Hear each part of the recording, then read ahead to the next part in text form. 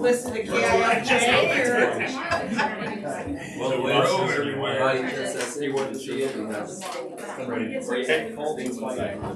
Alright, Sarah Bacchus. Here. Carrie Horton. Here. Kenny Moreland. Here. Brandon McCord. Here. Dave Moore. Here. Approval of agenda. Motion second, all in favor? Aye. Opposed? Community forum?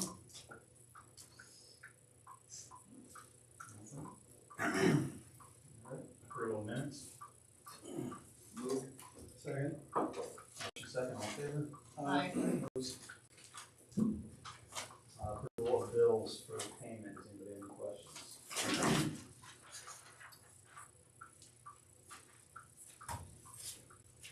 Motion to approve the bills for payment.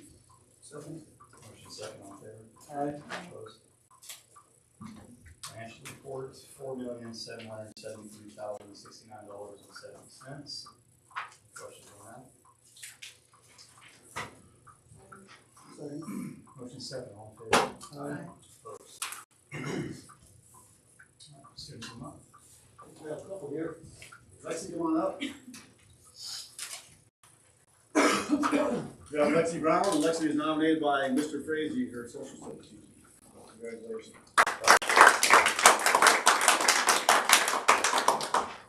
Sean, come on up, everybody. And we have Sean Quigley. Sean's sixth grader. And Sean was nominated by Miss Moore, his language arts teacher. So congratulations.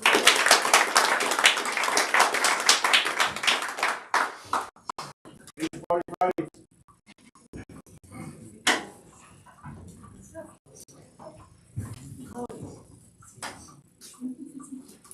Poor Lexi, we don't get I was to gonna leave. say, wait for a minute. That's my last meeting. Alright, Shannon, you're up. Okay, Kara Beach, the literacy consultant from Great Prairie AEA, and Megan Farrell, an assistive technology consultant from Great Prairie AEA, provided some professional development for the secondary staff that covered dyslexia and assistive technology on January 31st. This was scheduled for that day in between semesters that they got snowed out on, so they were able to come and give us that training. They did not do the same thing today. Kara just did science or reading stuff with the elementary staff. They will be here in a couple of weeks to do the same for the elementary staff though. Shelly Blazek, also from Great Prairie AEA, has been leading our sophomores that are in biology through the teen mental health first aid class. They just finished up yesterday. So the students were equipped with how to handle and help friends who are in a mental health crisis or challenge. Elementary winter fast testing has wrapped up. I know Brett's going to touch on it a little bit more in his report, but teachers have met with the intervention teachers to make sure that the intervention groups and progress monitoring groups are set and flowing the way that they'd like them to. Winter map testing took place last week at the middle and high school. I don't have everybody finished yet, but I'm getting close to finishing those up. If you remember, we did this differently for the winter. The kids who were proficient in the fall did not have to test this session. And I think that was a powerful incentive because we had some good movement for these kids that tested in the winter. Just some quick numbers with the high school group, so this is 9th through 12th graders. We had 53 kids that showed significant growth. When Mr. Bullen and I set goals with the kids before we test, we tell them around 2 to 4 points is average growth from test session to test session. So the significant growth, these kids made at least 6 points growth or higher. So I'm pretty pleased with that. 20 kids moved themselves into proficiency, so they will not have to test in the spring. At the middle school, 33 students made significant growth, same goal setting guidelines, and 10 of them moved to proficiency. So I think that that's definitely a positive to focus on with our map testing. We know we got some work to do with some interventions and such, but I want to highlight those positives. The Sabres and My Sabres winter screeners have been completed. This is the social emotional behavior health screeners that we conduct. The Sabres is the teacher version. Every student gets that rating done by their homeroom or AAT teacher.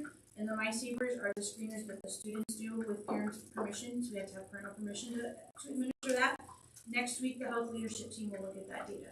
And we'll talk about next steps with that. The last thing I have is that the district career and academic plan team has been working with the CTE teachers and the special education teachers to work on our district plan. When we are finished with this process, we still have some other stakeholder groups to meet with But when we are finished with that and our plan is written and ready to be submitted, we will present that to the board, so you'll get to see what that looks like. I guess the last thing I have is Carrie's coming on Friday to visit the classrooms in both the elementary and the middle school and high school, so we're excited to have her and look forward to the rest of you coming as well as we get that going through the spring. So that's all I have. Any questions? One question, who's on the health leadership team? It's a mixture of teachers from both buildings. Ashley Bartonhagen is a part of that as well, as our social worker from the AEA, and then administrators, and Nicole Scar from UNI is kind of our partner with that as well. Sarah's continuing the rest of the year on Wednesdays for fees. Yep. On Yep. Sundays. Yep. Alright, as Shane touched on, we finished our winter just some general things. As a building, we're 60% proficient in the fall and 64% this winter. And while it doesn't seem like that's a big jump, I was just looking at one particular grade. All but one student increased their scores. To remember, they're chasing that moving target. Some of the growth that was shown was just awesome. So even though that number isn't where we want it, the amount of growth that we're seeing is really good. And we've shaken up some interventions, and kids moved where we need to get them the help they need. So on the surface level, that doesn't look like what we want to have, but we're digging in and figuring things out, and kids are growing. So projects and updates, there's not really any major things going on right now.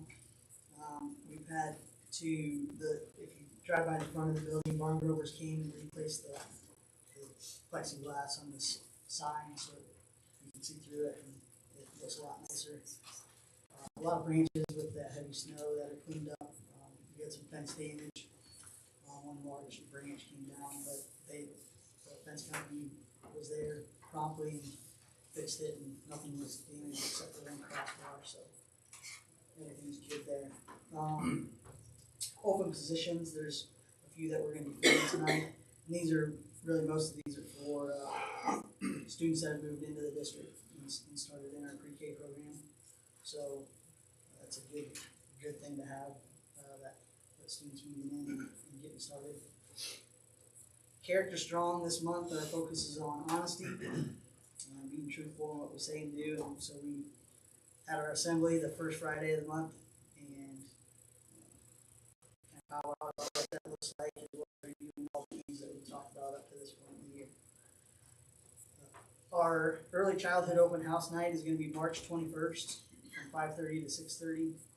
We started gathering names and from families within the district, and we'll start publicizing this week yet on getting some flyers out and all Facebook posts and things like that for when to come. So if you know any families that have incoming 4-year-olds or 5-year-olds that are 4 or 5 by September 15th, let them know that we're going to be having an open house on March 21st, 5:30 to 6:30. So it's been well attended in years past, and we expect to have the same this year. What was that date again, March 21st, Thursday, I believe, 5:30 to 6:30.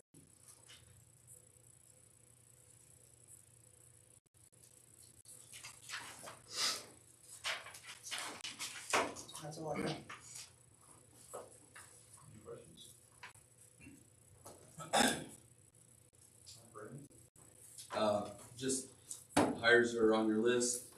The updates that I have, first of all, congratulations to Kennedy Helter and Tatum Wolford for making state wrestling for the girls' side. Tatum finished 7th. That took place in Toroville. Boys' place finishers at the Wilton district. Zach Harbison got 2nd, and Matthew Helcher got 2nd. Both of them are at state and getting ready to wrestle right now as we speak. Cotter Malcolm finished 3rd, Carter Ball 4th, and Cole Wolford 3rd. So that was our place finishers there.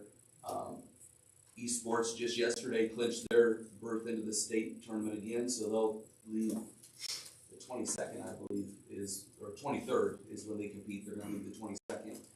They'll compete in Overwatch. So they made it twice. And, Rocket League, got first one year, got second the other year, and then, this is the first time we've made it in Overwatch, so it's a new game, it's a whole new crop of kids, that we'll be competing on next week. Congratulations to Jackson Lands and Taylor Wolford for breaking multiple boys and girls basketball records. I think Jackson broke 4, and I think Tatum's broke 2 for career records.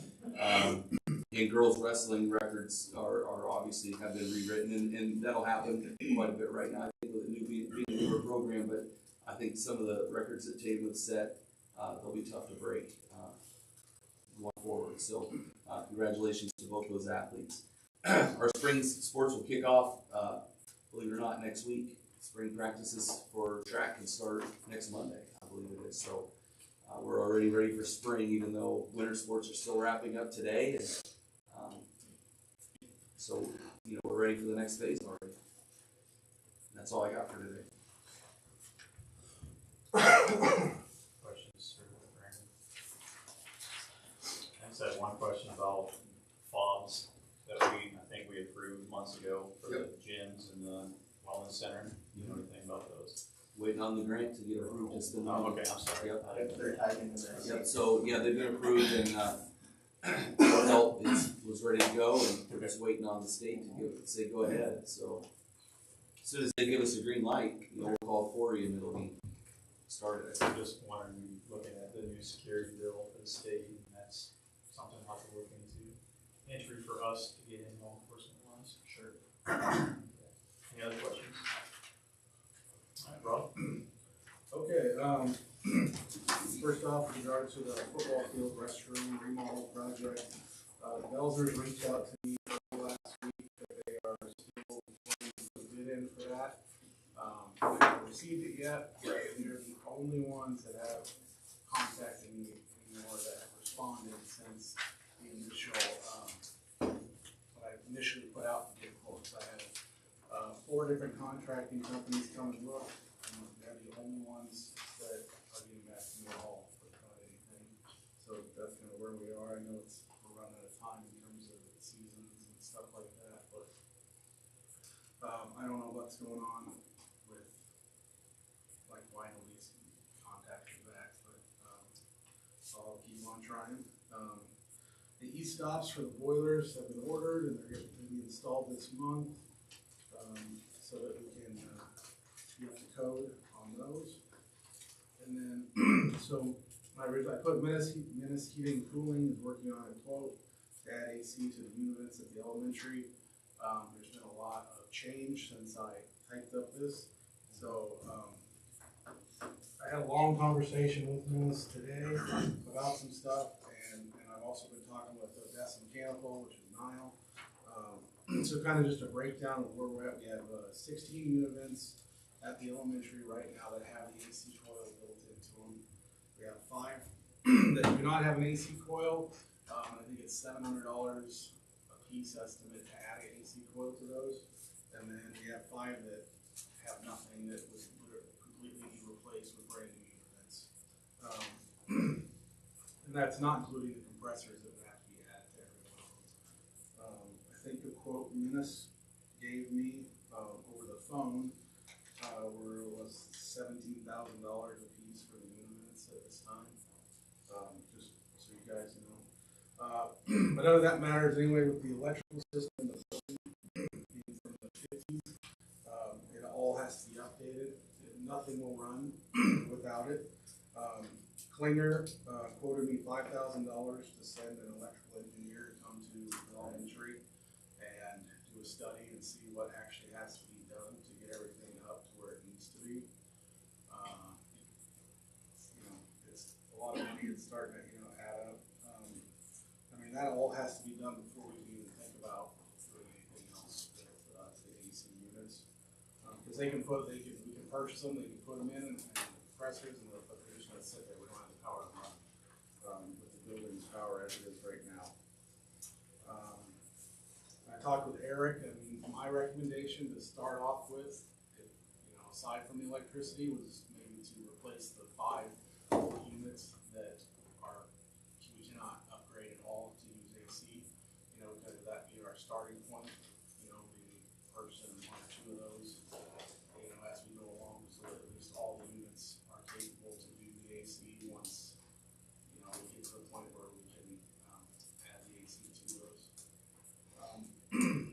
Minnis called me today, I had a long conversation with him. He will not be giving us a quote. The company that he was speaking with, I just got I had him type it up because it was all over the phone, but he didn't really give me the details that we talked about over the phone, but essentially, they would need a mechanical engineer to come to the building, and, again, do an assessment, because they won't even, the blower motors is what he was waiting on a quote for, or the blowers, and the company that makes those will not even sell them unless there is a electrical engineer that has already been through the building. They've had issues with, humidity from the AC units that causes lots of mold and stuff. And Dave, you can chime in, you know way more about this than I do, if something's not sounding right. So we were kind of just, well, everything's kind of up in the air, and I just need to know how you guys want to proceed. Yeah, this is the letter that Minnis Heating and Cooling submitted today, and if you want, I can send you a copy of it. Minnis Heating and Cooling is unable to prepare a bid for the new HVAC equipment at the elementary school at this time. The equipment cannot be priced until specifications for sizing and application are completed by an outside mechanical engineering firm. There are also regulations for public buildings that must be met, and some types of units do not meet public building specifications. After the equipment sizing and required specifications are completed by the engineering firm, a representative from the regional something distributor would be happy to meet with the board to explain the option and answer any questions they might have. Here's my question for you, Rob. Minnis just today realized that he couldn't submit a bid. We've been working on this for ever. He's been waiting for a callback from that company, that Daikin or whatever. Yeah. And they finally contacted him today and flooded him with all this information and told him they won't even sell him the units until this stuff has already been done. So he was under the impression that he would be able to. Yeah. From his point of view, you can't even put mini splits in a building, a public building legally, up to code. People do, he said, but technically you need an engineer to come in and, make sure everything's the way it's supposed to be before you even have it. It's all secondhand information, like I said. I know Dave is this kind of work, so I didn't know if he has any. I don't understand that part of it, I don't understand that. I've never ran into that before, but I would like to hear from Odessa too, because so I agree with you on the old units, number one, because we're kinda, over the last few years, we were trying to phase out all those because you can't get parts. We've been replacing them five at a time, trying to keep the price. I think maybe we purchased more than that the last time, trying to get the better price, I can't remember. Yeah, there was. But anyway, at that time, those things were remember what those cost then? A piece for the univent with the coil? I'd have to look. I was thinking 5 to 7 maybe. I was caught off guard because I thought we had replaced them all with ESSA money. I didn't realize we still had 5 of them hanging out there. We had 5 old ones. I thought we did too, but evidently not. They were trying to keep them, I knew those going so we could get them all replaced in a certain amount of time. Those first few we put in, I knew did not have the coils, but I thought everything else we put in had. That was originally before we decided, hey, you can get these with this coil. So my question would be, so at that time we could get them with the coil, and there was no concerns raised at that time about being able to just put AC to them if needed. That was the point. I think we did some air quality thing with them too, something that was added on to them too. So I don't know why all of a sudden we have to have, I understand the electrical part. Right. I don't disagree with that. You start putting all these ACs over, we don't have enough power, we have to deal with that.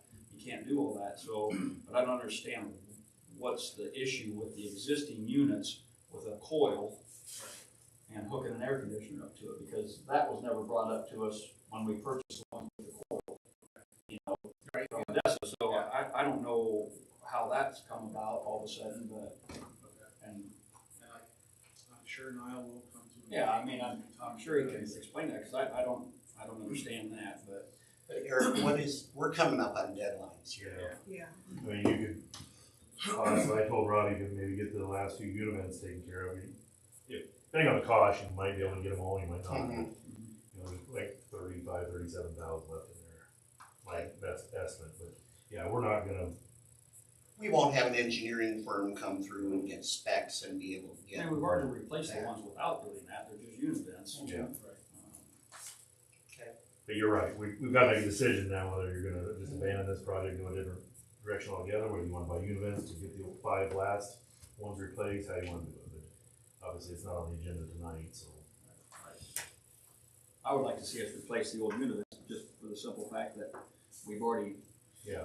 done and we need to get those replaced. Before we don't have them at all in the middle of the winter, so we try to get something that's workable there, but I guess, I'm a little concerned about the coil situation. Do we buy them with coils? If we don't buy them with coils, because we can't use the coil, I think we've been fed some misinformation somehow. Right, and I don't know. know. Yeah, I don't know if that's particular companies that Miss is working with is, you know. I'd like to talk to Niall about it and find out what is going on, because we had purchased all those on the premise that we were gonna be able to put AC on those. Okay. So No, I understand that. do we need to schedule a special meeting with Niall? Possibly, I mean, it'd be a good idea to talk to him since he put them in. Yeah. I mean, I would go, And Like at that them to point, you figure out. can decide what because you want. he had to be dealing with somebody that spec'd those out. Right. Hopefully, you know, to make sure that what was done. Said we kind of do this so far, just minutes. Correct. So we need to get a second opinion from Lyle. Right. At this point. Okay. We need to get on the agenda about purchasing these other units, I would say, before we run out of time on that, and, get prices on those with the coils in them or without. So, I would say within there, because we need to find out why these can't be hooked up. Yeah, like I said, it was all new information to me, and Yeah. it sounded like it was new information to him as well. He said he'd never run into something like that before. all right, Sometimes so we get a hold of some of these companies and I think they, let me contact Niall and I'll see what his availability is. And then I'll work with you guys, I'll see what we can set up. And we're gonna go sooner rather than later because we've got to decide this. Yep. Okay. And do we need a $5,000 bill from an engineer to tell us we need more power to these units? I mean, ultimately, that's what it is, right?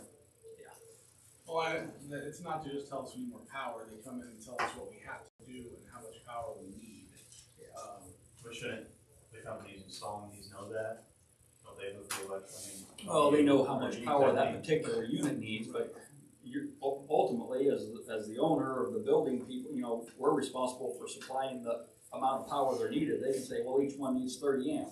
Add them all up versus your load, you have a 200 amp service, you don't have enough power, you need another service put in here.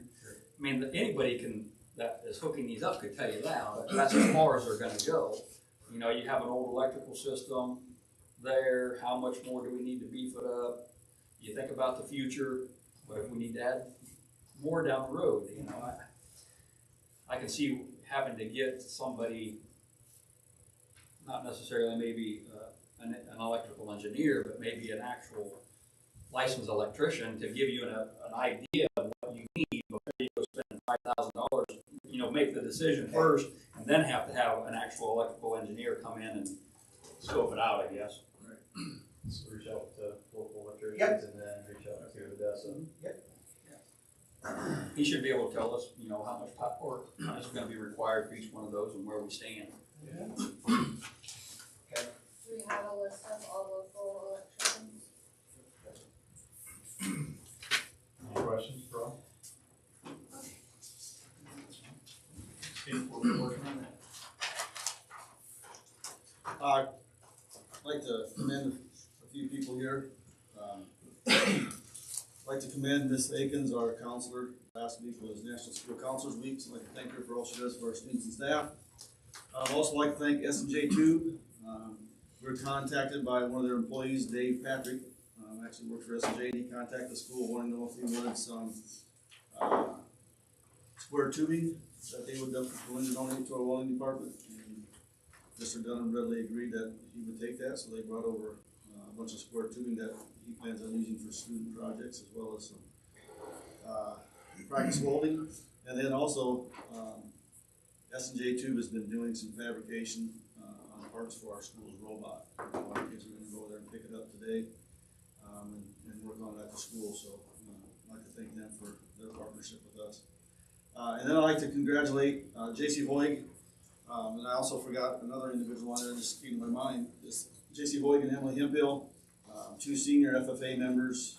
They went to Van Buren Community School District on Monday for sub-districts, and they qualified for the district FFA contest. I believe it's March 9th at L&M. JC qualified in public speaking, and Emily was ag sales. I also like to thank Eric. Eric was the one that took him down there on Monday because Miss really was had some medical issues that he was dealing with, so Eric said he would take him down. So like to thank him for doing that, and also Eric sent me a nice email saying our kids were awesome and well behaved and did a great job down there, so that's nice to hear too. Today, Mrs. Merritt and Ms. Akins took a group of 8th grade girls to SCC. The students had the opportunity to learn about the education profession. They had some guest speakers, and they talked about early childhood education, elementary teachers and secondary. Everybody sitting around the table here knows that we have a shortage of teachers, so I know SCC is doing the best that they can to promote the profession and start a program down there for future teachers. And then tomorrow, Mr. Dunham plans on taking 8 students down to SCC to tour their welding department. And we have anywhere from some junior students down all the way down to freshmen, and we also have 1 senior in there.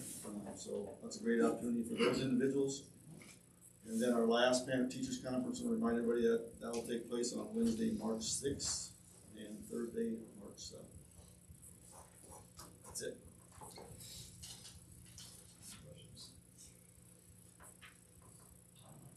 All right, you have my report. First thing I want to talk about is yesterday the Senate dropped their amended AEA bill. This afternoon the House dropped theirs. I have not looked at the House version, and trying to read through the legalese of legislation will make your head spin. Our professional organizations are just now starting to send out summaries, but here is some stuff that I gleaned from the Senate's bill, and Sarah, I know you've looked at it, so if you read it differently, chime in.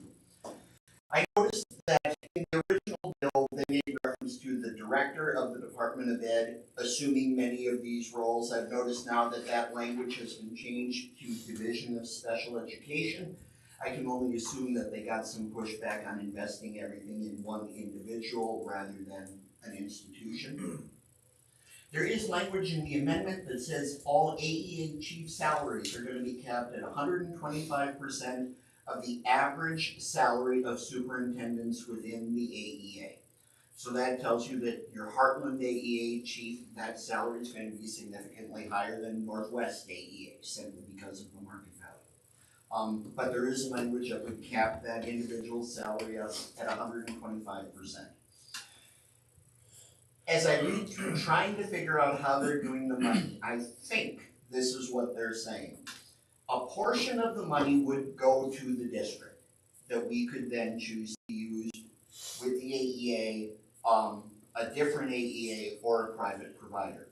But it sounds like a portion of the money the state is going to send directly to the AEA. Again, I could be wrong on that. I'm going to rely on our professional organizations to read through all of that. But it still, in my opinion, puts the AEAs in a difficult spot because schools can choose to contract with them or not on a yearly basis. And it's kind of hard to staff people when you don't know from year to year the services you're going to need to provide. I think it's February 2nd or something like, Yeah, like insanely early. Yeah. They made, this is the Senate, they made a change to the minimum pay for beginning teachers. Originally it was at $50,000. They reduced it to the oddly specific figure of $46,251. I do not know how they reached that figure, but that's what's in there. I did not see any language regarding the minimum for teachers with 12 plus years of experience. Maybe it's still in the bill somehow, but I did not see it in the amended version that the Senate pushed out. Okay? That's what I could glean from the actual legislation. As I read what our professional organizations say, I will send you guys out a summary that's a little more easily digestible. SSA, the governor in her speech proposed an increase of 2.5%. I have not seen anything specific released by either house. I've heard numbers that go all the way up to 3.5. I don't know if it's going to go there or not. But here's an important thing to realize. The legal deadline for setting that is probably going to go away in proposed legislation. According to the law, the legislature has 30 days from the time they start to set SSA. They hardly ever follow that law. Last year they did, but there have been years where we have had to certify our budget and we still have not known what our funding level is going to be. So there is legislation working through that says they have to set it during the course of the session. Okay, so we'll deal with that. The $200,000 figure, again, we are going to start having discussions about that this month. There are lots of variables that are up in the air, and how they fall is going to impact the recommendations that come your way, but we will be having those conversations starting this month. So I hate to tell you that, but that's going to be coming our way. We have our first 4-day planning meeting on February 21st at 6 o'clock in the high school library. Carrie and Brandon are the representatives for the board. We currently have 17 people who are part of that committee, so I think we have a good cross-representation. Should be a good group. I gave you your legislators' contact information, my upcoming schedule, and if you flip it over, you'll see that we found a bunch of kids during the month of mid-January to mid-February, which is a good thing. We popped up from 522 to 528. It's a trend we like, it's a trend we want to continue.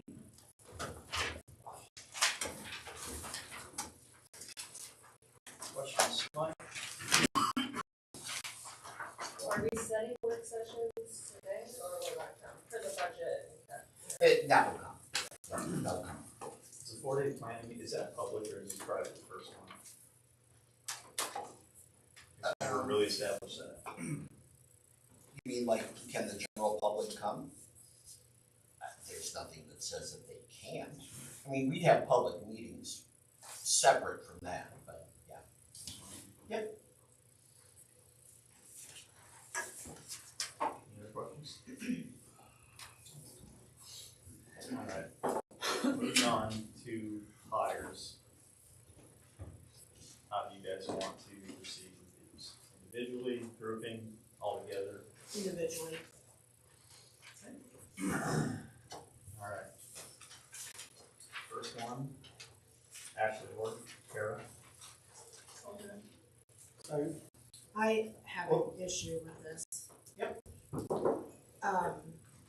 The contract that was put in the board packet, later on in our board agenda, we're talking about some verbiage changes. These contracts will not be good with our verbiage changes.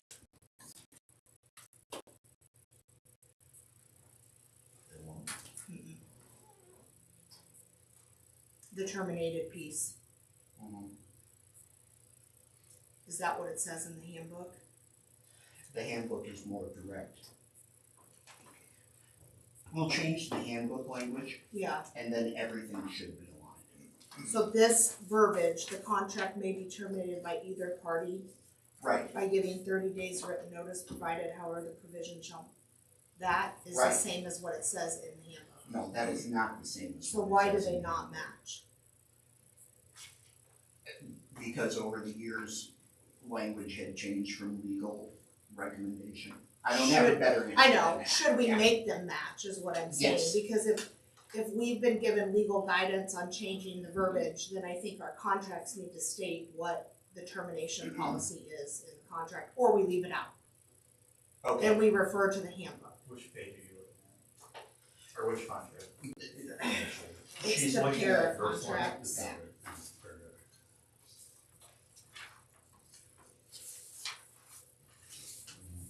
Cause it doesn't say anything on page 12 in the non-certified staff handbook about termination.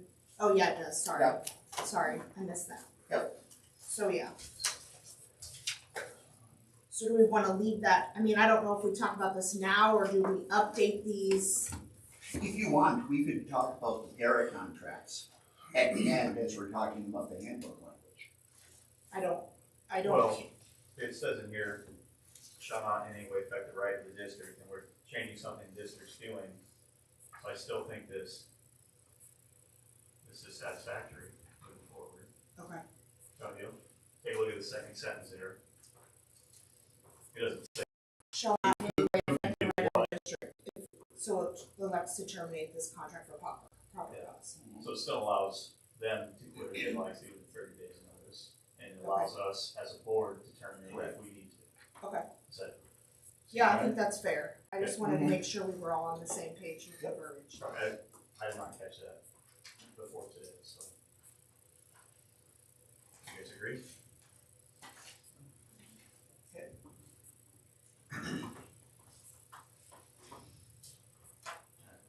I believe I had it. I had a motion and a second, so all in favor for Ashley? Aye. Opposed? Samantha Smith, elementary teacher. Second. Motion and second, all in favor? Aye. Opposed? Cindy Johnson, para. So moved. Second. Motion and a second, all in favor? Aye. Opposed? Drew Bartmaden, assistant football coach. So moved. Motion second, all in favor? Aye. Opposed? Nate Atkinson, football coach, assistant. So moved. Motion second, all in favor? Aye. Opposed? Joe Cross, assistant volleyball coach. So moved. Motion and second, all in favor? Aye. Opposed? Brittany Beating, assistant volleyball coach. So moved. Second. Motion second, all in favor? Aye. Opposed? Cody Epler, junior high football coach. Say it first. I'll second. Motion second, all in favor? Those two cannot sit. No, that's not good. All in favor, sorry. Aye. Aye. Opposed? Zach Archer, junior high football coach. Moved. Motion second, all in favor? Aye. Opposed? Courtney Wagner, junior high volleyball coach. 15. I'm sorry, just get Jason. Jason Marshall, junior high volleyball coach. So, second. Motion second, all in favor? Aye. Opposed? Courtney Wagner, junior high volleyball coach. So moved. Motion second, all in favor? Aye. Opposed? Trent Massner, junior high track coach. So moved. Motion second, all in favor? Aye. Opposed? Dave Griffin, head girls track coach. So moved. Motion second, all in favor? Aye. Opposed? I'm opposed. Okay. Just one. Alright, next up, Todd Parsons, head boys track coach. So moved. Second. Motion second, all in favor? Aye. Opposed?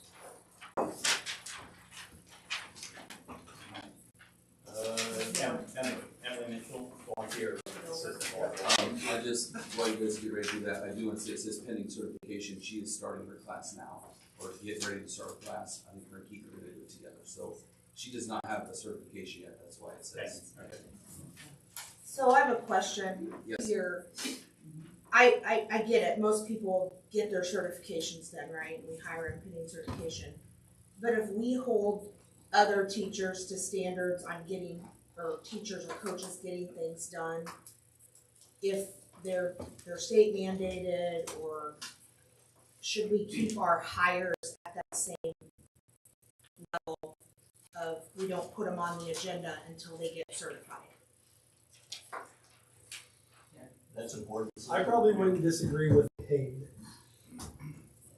Oh, yeah. Maybe volunteer, maybe a little bit I just more thought maybe if leniency. we straight across the board, they didn't get put on until their certification was met, then there's no, And I think sometimes there's a little bit of time frame issue with some of them. I mean, maybe they, were looking for people yeah. a lot of times. So a lot of them get talked into it or, don't know if they're gonna have the time frame to do it until the last minute, and then they have to get their certification. So I've never had a problem as long as we just put in there, pending they get what they need.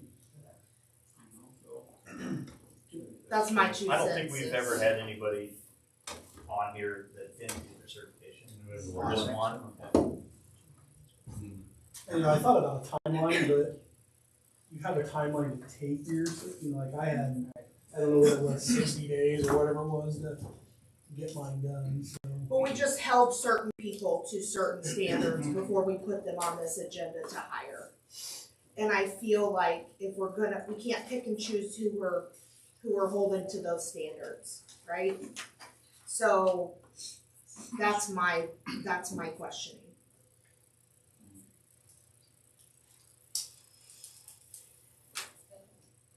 My goodness, volunteers. If they don't get their class done, it's just not a volunteer.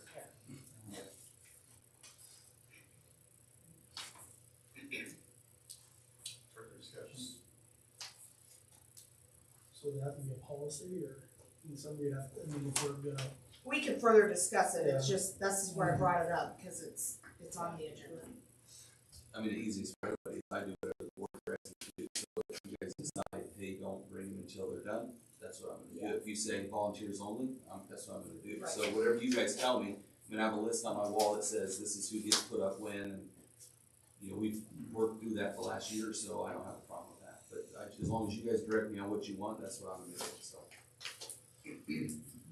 it's probably worth having further discussion on it, I think. I mean, I don't want to lift this up. Right, You can, I'm not really trying to hold this up either, but I think it needs to be brought up. So you want to, even with volunteers, I think it's just a policy across the board, volunteer or paid, and it's clean. You have a clean cut. But I also come from the HR world where lots of times it's easier to go clean cut. And I understand what you're saying. Yeah. We're not gonna let a teacher teach Correct. pending their certification or coach code. certification. So we put that wording in there, but. We give conditional job offers all the time, and if you can't just pass something, that's just a normal standard. You can't run a mile and a half in 12 minutes, you don't have a job.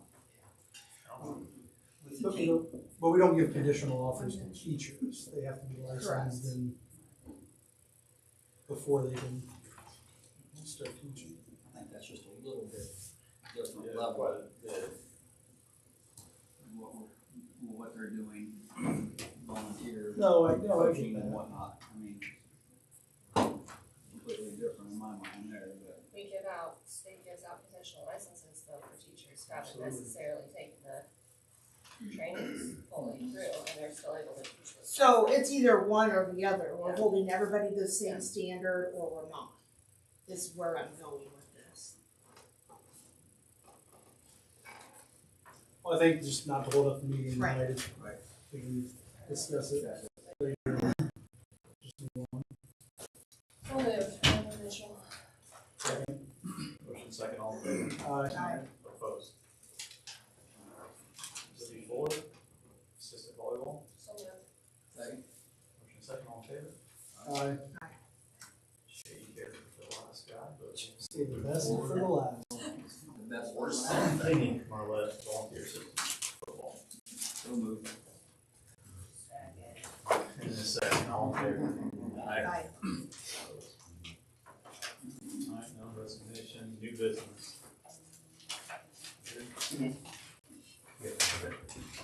Consideration for list of proposed fundraisers. Quite a few in there this time. Boys, girls soccer has a clothing fundraiser, junior high student council did Valentine candy sale, baseball is doing spring prep for loading help.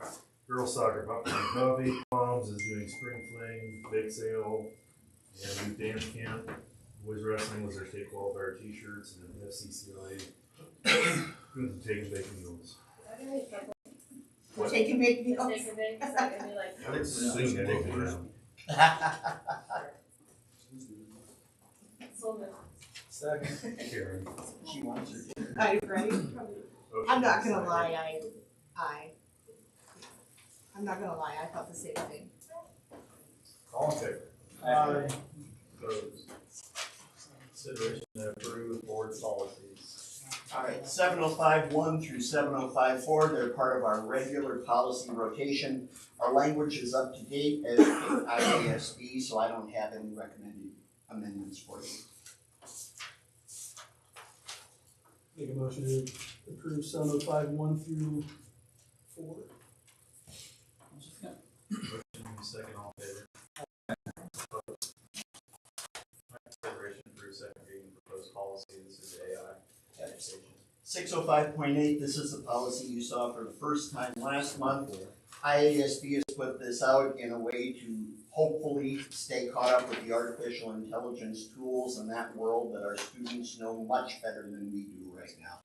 So this is the policy that they recommend that we adopt. If I were a betting man, I'd say this is going to change several times over the years, but this is what they recommend that we adopt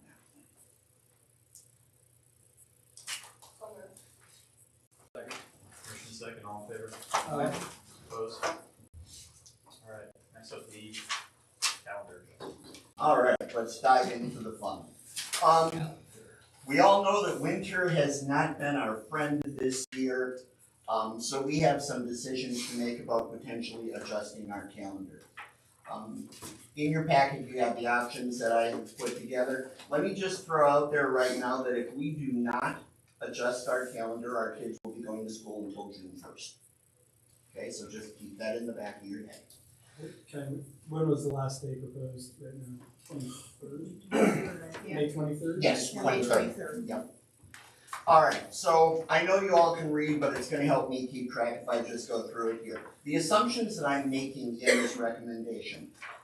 Changes would take effect Tuesday, February 20th. We would not start anything tomorrow. We would need to give families a little bit of heads up. And that the ultimate goal is to have the final student be before Memorial Day. So those are the guardrails that I try to operate under. Some background. If we miss no more days, no more late starts, no more cancellations, we want to keep May 23rd as the final day, we will have a total of 1,054 and a half instructional hours. That's 25 and a half hours short of the state required minimum. And a full day of school equals 6.5 hours of instruction. You can count recess, but you cannot count lunch. That's how we come up with the 6.5 hours, okay? So we administered a staff to the survey to get some feedback, and they were really fairly definite in their preferences. And so taking that feedback into account, this is what we're proposing to recapture the lost instructional time. First, we say make May 23rd a full student day, have May 24th, which is that Friday, be the early dismissal and the last student day. Still prior to Memorial Day. I asked Shannon if there were any Wednesdays that we could convert from early outs into full days, knowing that she has things booked. She told me that there were 5 Wednesdays listed there that we could convert into full student days. And then we propose adding 10 minutes to the end of each day, beginning Tuesday, February 20th. I would recommend adding it on to the end of the day rather than the beginning of the day. I think it's easier to extend. That would just be my recommendation on that. And then the last part would be for the Wednesdays that remain early outs, dismiss the students 15 minutes later than we are now. You take all of those little tiny puzzle pieces, and if we do those, you will make up the 25 and a half hours, and you will have a 4-hour cushion, because let's be honest, I don't think winter is done with us yet. Okay? That would be the recommendation that would take care of the student side of things. Now down on the bottom is a separate issue that the board would need to address, and that is the issue of teacher contracts. Our teaching staff all signed contracts for 190 days. That's what their contract is based off of, okay?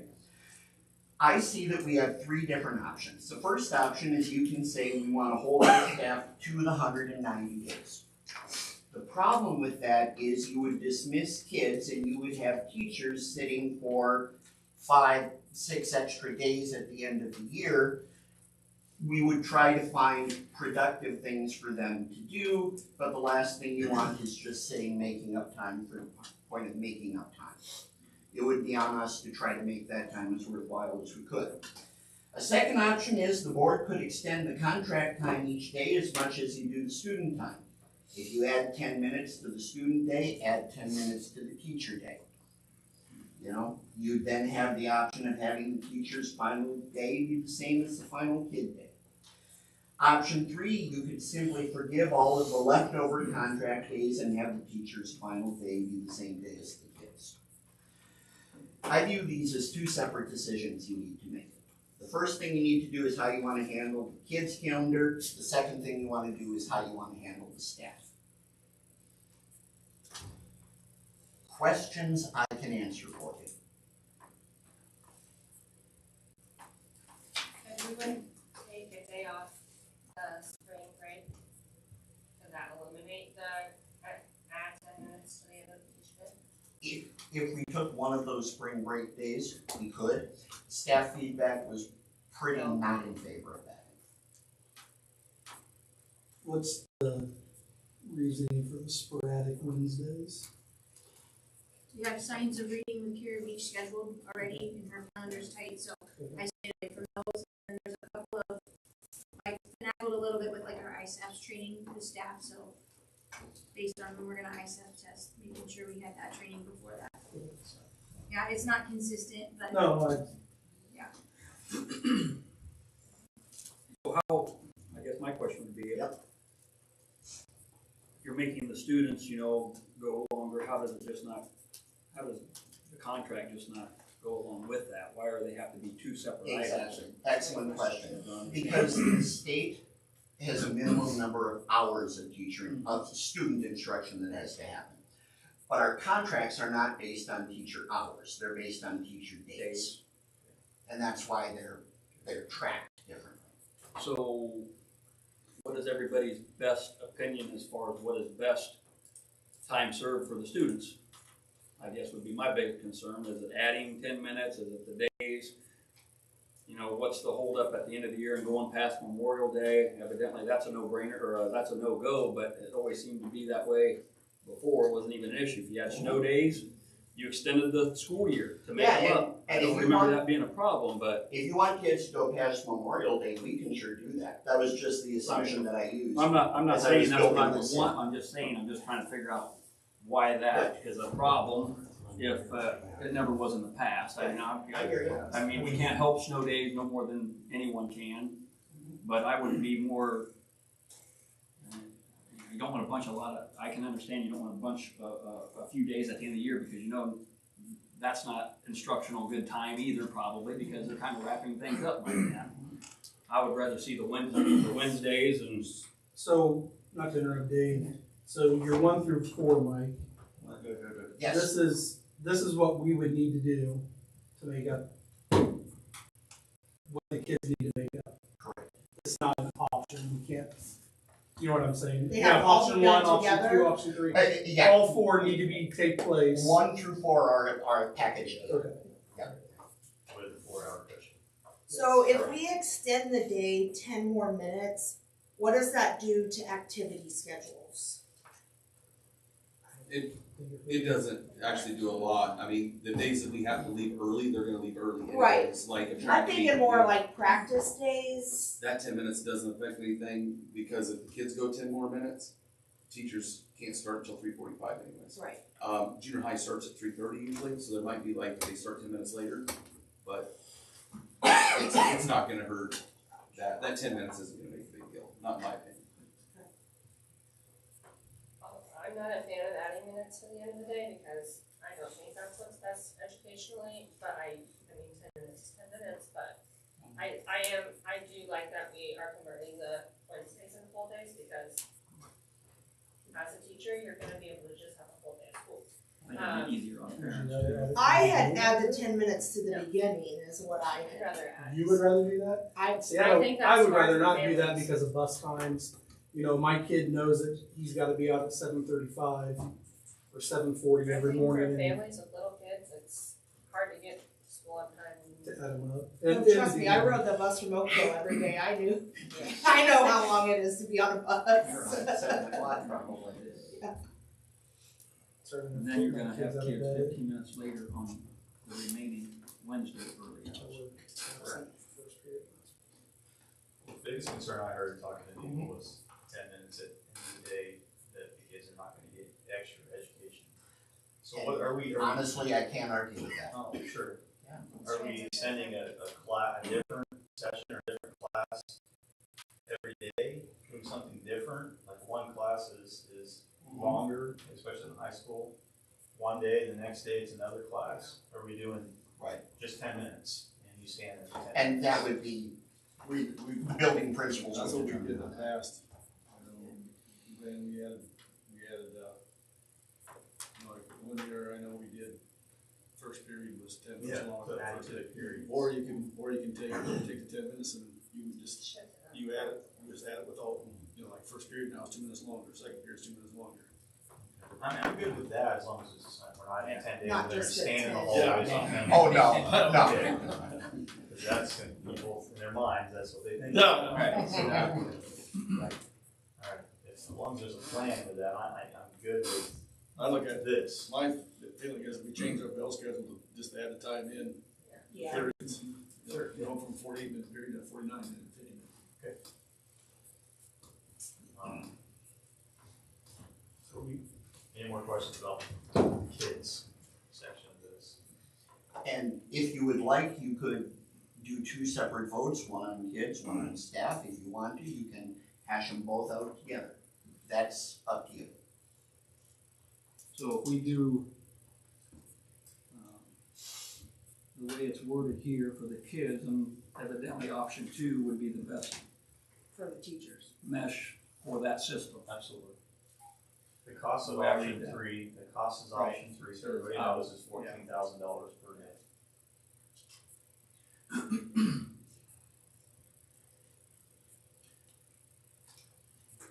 So there's a little bit of a conflict there, so like at the high school, if they're adding a minute or 2 to individual classes instead of just lump summing 10 minutes at the end of the day, which is fine. At the end of the day, does that mean that the teachers still have to stay there that 10 minutes, right? Is Or that they how get that credit works? for that 10 minutes. Or, They should get credit for that 10 minutes, If right? you're looking at option 2, right?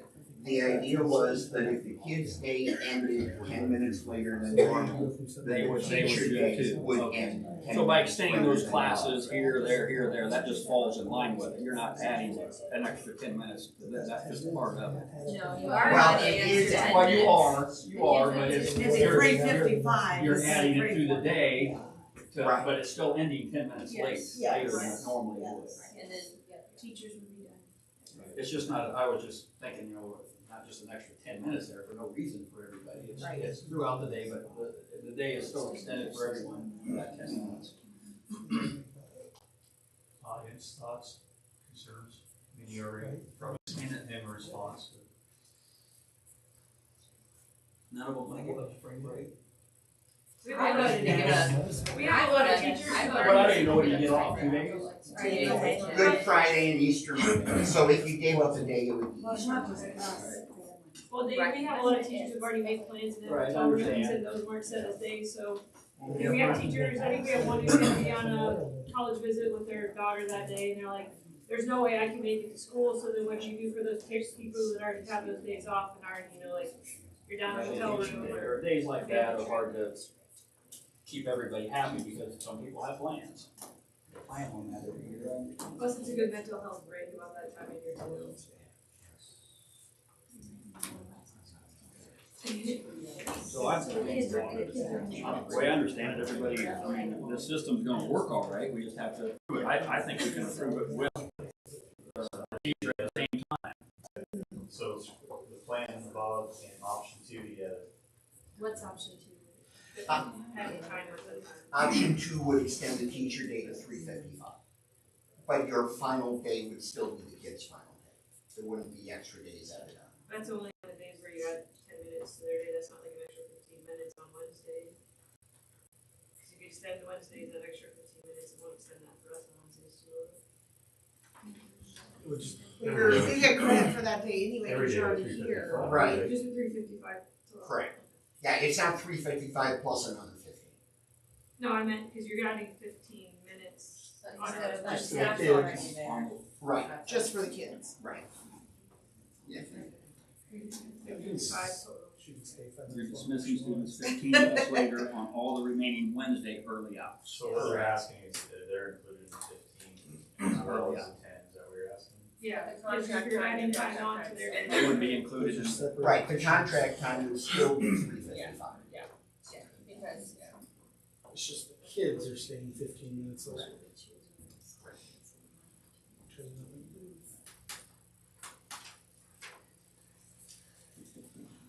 So I'm hearing Any other the students' agree? plan is okay, and you're thinking of option 2. Yes. We want the option that works best with this option. I would think that one, to me, it looks like that one kind of follows suit, right? And so on those Wednesdays that are remaining, we're not going the full day on the times that, Ms. Salazar says that she can give up. On the other Wednesdays, it's just a normal early out, plus 15 minutes. Right. For everyone, right? That does it. Not for everyone, just the kids. But the teacher contract would get adjusted to 3:55 No matter what. straight across. And full disclosure, adding 10 minutes to the teacher day does not make up 190 days. But I think it is the best option here. I think it's a good faith effort to say, you know what?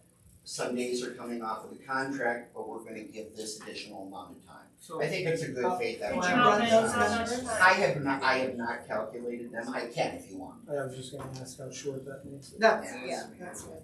So I have another question then, so, I mean, this cannot be the first time this has come up over all the years. I mean, we've had snow days before, maybe not this many for, what is it, 5 we're making up, 5 or 6?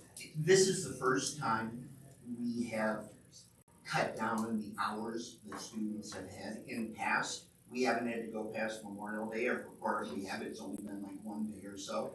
And so we've just had kids go to school on the days, and the teacher contract was never a question.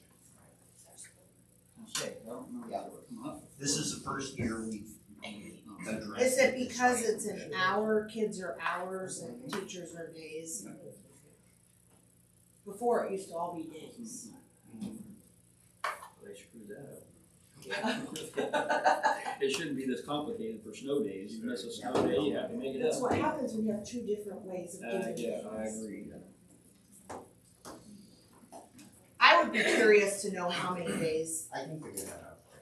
I would like to know. Please. I think we need to do something tonight though, don't we, right now? Yeah. They can start this.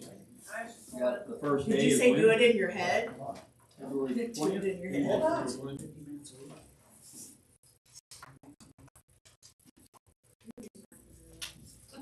Well, the math teacher Every said math that teacher's she's in in the the crowd. galley, like.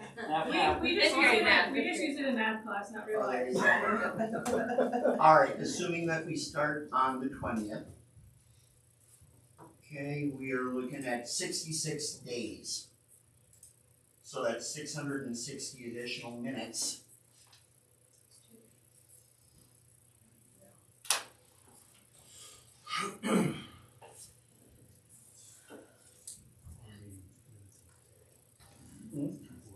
So that's 11 hours. How many minutes are in the day?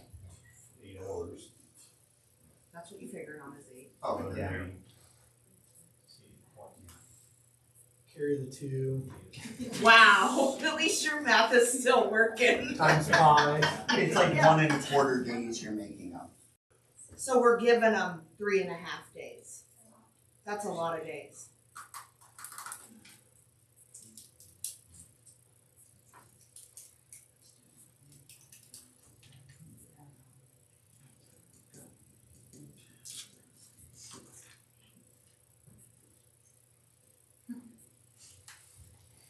I don't have a problem with that.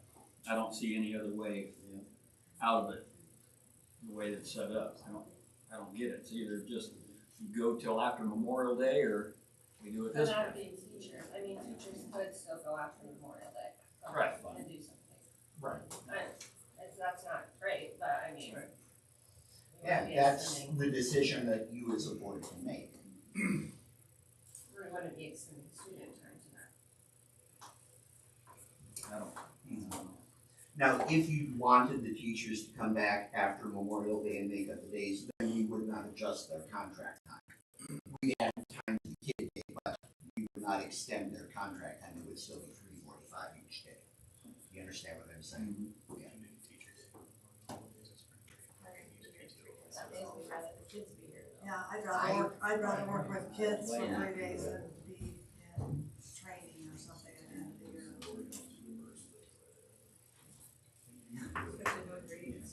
I just think that that's a lot of days to give up at 14,000 and some dollars a day. But if you don't make it relevant, then teachers are just sitting there for, like. Say we'd rather the kids are there, we're gonna be there for 3 days. But at the same time, like I get that, but also then your whole classroom's gonna be put away, like all that's being done when you're dismissed on the last day of school with kids. And like, I don't know how to say it, like, I'm saying like, if you would go after Memorial break, then the classroom can be put away on those days or something like that, instead of doing that with student time. And I know several other districts do have their teachers come back. I mean, we used to go past Memorial Day all the time, It's so. not. But I mean, one day would be like, we won't wanna be there 3 days Yes, with yeah. our kids. Yeah. It doesn't make sense. Yeah. If you can find relevant things for us, there are things for us to do, they're worthwhile for those, that amount of time, I think it would definitely. We have, in the past, we have had one teacher work day and Yeah. past the student day. You know, it's only recently that we've gotten rid of that. That would take care of 8 hours of the 11, right? That would get you closer. So we have to. I don't know 3 days of meetings though either. I mean, like I said, I'd rather the kids were there than 3 days. I've got like 2 real quick things, one on the maintenance and custodial side. The budget is the way it is. I don't know if the custodians are gonna get help this year from the kids like we typically do. We need every single day possible to get that school ready for the next year. So if you guys are extending out and there's teachers there, you know what I mean, especially if it's just 3 or 4 of us, I mean, we're gonna be. You're talking past me. Yeah, like running nonstop to try to get, you know, every single floor is waxed, you know what I mean? Every room is cleared out. It's a lot of work in both schools.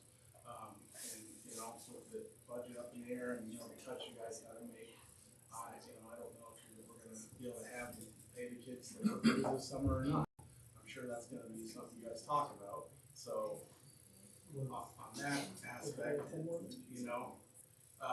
Another thing is, you know, I'm in the school all hours of the day. There's always teachers there. I mean, you guys are holding to a minute specific thing for this money, but they're there all the time. They come in during the summer, you know what I mean? So just looking at it that way, you know, if you're gonna go minute for minute, you know, with the money wise, it's just not fair.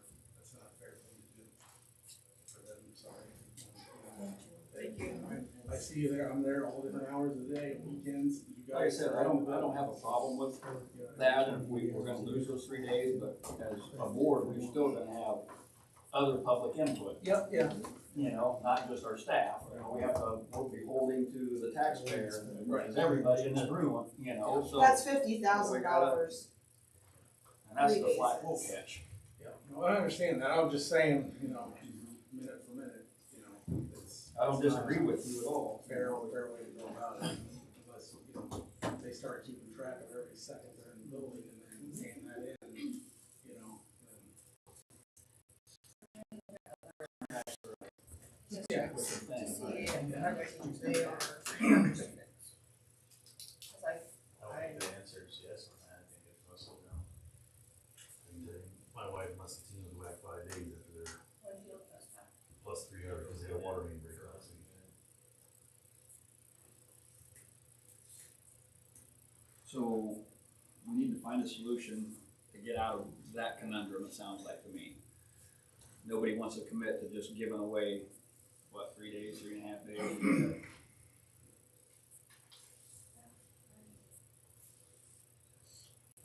Consideration of the spring break holiday, of assigning those days to teachers, and if they want to take paid time off, personal days, give them that option.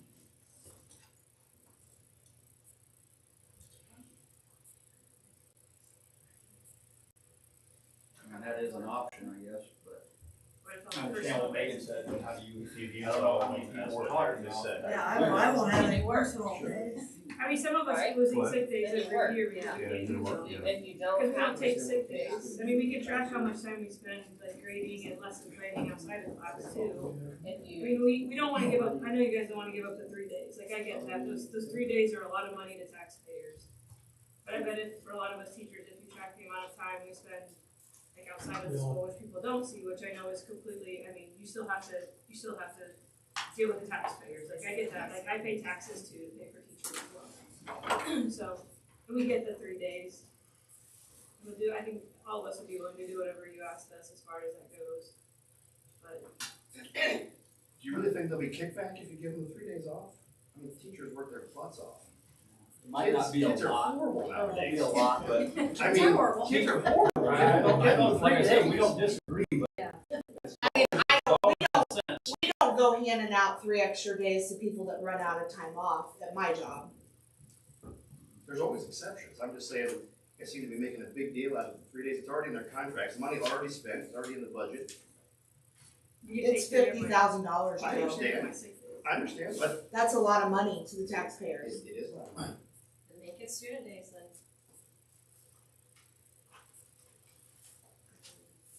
And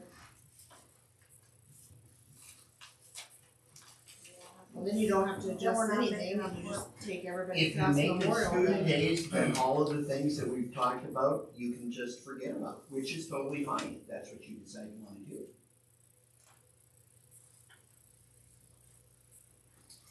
I don't turn to dust if we have Which kids is why I past still Memorial go back Day, to, but I know people we don't like went it. past Memorial Day. if you had snow days, sometimes you wouldn't have to. We had 10 minutes.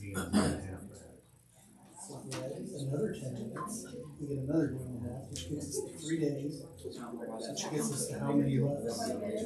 2 days. So what if we had another 10 minutes? So 20 minutes to So the day. 20 minutes total, What did you say that gets you guys? That'll get you 3 that's days. 2 days short, which closes that gap. So what you're saying, Kenny, is you make the teacher contract day end at 4:05? Well, I mean, we could either add it in the beginning or. I guess I would that- go with yeah, whatever, yeah, I mean, if we're gonna have 10 minutes and they would rather stay 20 minutes later, or say, hey, I'm willing to come in at 7:35 and stay till 8:55, and if we're gonna. I'd say some of us are 7:15 every day. Yeah, and some of it's not gonna be an issue, Let's just do that then, I get it. 10 minutes Some earlier. of In us 10 are. minutes. Well, Compensate. what? Well, you were gonna say something. Well, I'm just like, I guess I'm not sure what you mean by come in 10 minutes earlier. on your contract. On your So if contract, we added you're 10 more minutes on supposed top to of be the 10 minutes you already have, 20 total a would day. you rather stay until 4:05, or would you I'd rather? rather do it in the morning, but That's that's what we're because saying. I'm already there. You're right, But I think that I'm one person. There are other people who will not be there that early. I think it's gonna be hard on coaches too, especially if Yeah. you're trying to plan And you around flex it, practices. and you say either in the morning or. I was gonna say, I have worked at places where Yep, so you told the office, this is when I'm gonna come. Yeah. And some people came earlier, some people chose to stay I later. do. It's a logistical issue that the principals are gonna have to handle, but I've been places where that has been the practice. I know L&M, they do it where their high school staff has to be there half hour earlier than their elementary. And then they leave a half hour before their elementary. Well, we trust The them, reason why they do that we is trust them with calculating. Buses are all cleaned out in high school. Absolutely, if you wanna add 20 minutes to the teacher day, and the teachers work out with the building principal how those 20 minutes are going to fall. And I think You're it's still short, but you bridge that gap a little bit more. Two. See, I thought somebody said 3. I think you're up. that'd be it. I think you're up to 3, you lose 2, right? Yeah, you gain a day and a half back for 10 minutes, right? So that could be a solution for you. Stop looking at the clock, Eric, this is, Not Eric. I think that is.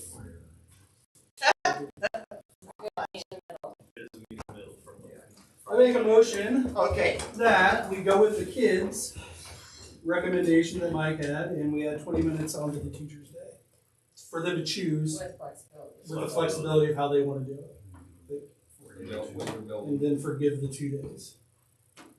okay. I follow all of that.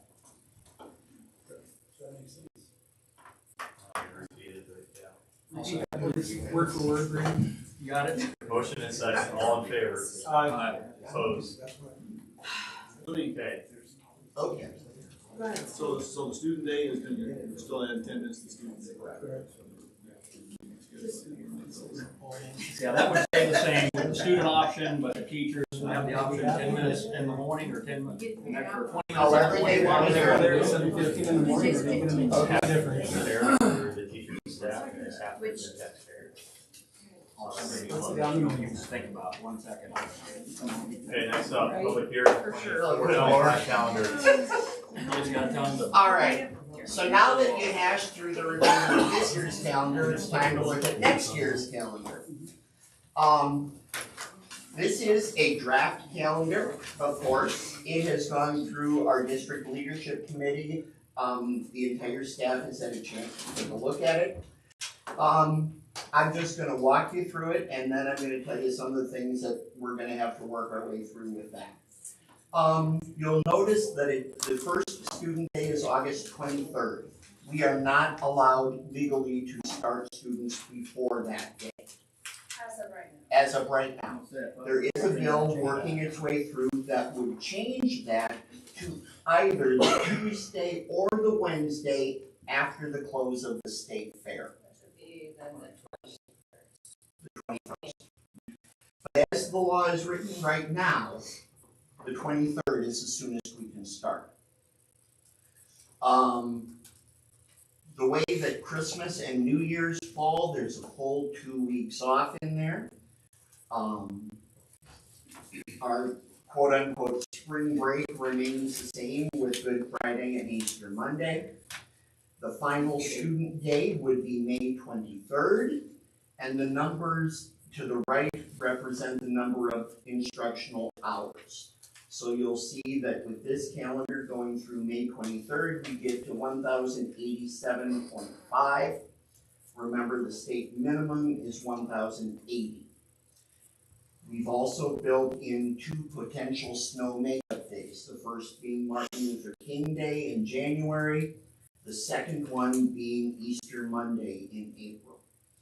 With all of that built in, as far as kids are concerned, we would have to miss more than 3 days of school before we would have to have conversations about how to make up time. Okay, questions on that, first of all? Okay, If the bill gets passed, are we even gonna consider starting earlier? I think it's a conversation we should have. I don't like starting school on a Friday.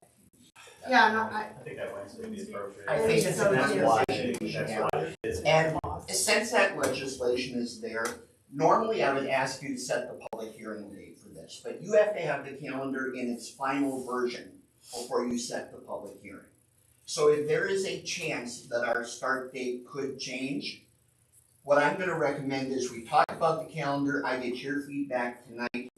Next month, I bring it back, hopefully we know that start date legislation by then. We can get it in its final, everybody loves it form, and we'll set the public hearing then. Yes, that's right. Okay? So that's on the student side. Teacher contract is going to be an issue again, so something that you need to be thinking about, okay? Our master contract states that our contract is based on 190 days. That was determined through negotiations, so that's in the master contract. According to this calendar in front of you, there are 172 student days. When you add in the paid holidays and the in-service days, there are 181 teacher professional days, teacher contract days. That's a 9-day difference. So as a board, we're going to have to think about what we want to do with those 9 days. Do we address it through negotiations and come to a different number? Do we add teacher days before and at the end of the year? And you don't have to make any decisions tonight, but we are going to have to think about what we want to do with those 9 days. Well, I heard them say they'd rather be in school with kids, but then that's gonna drop contract days and drop your salary.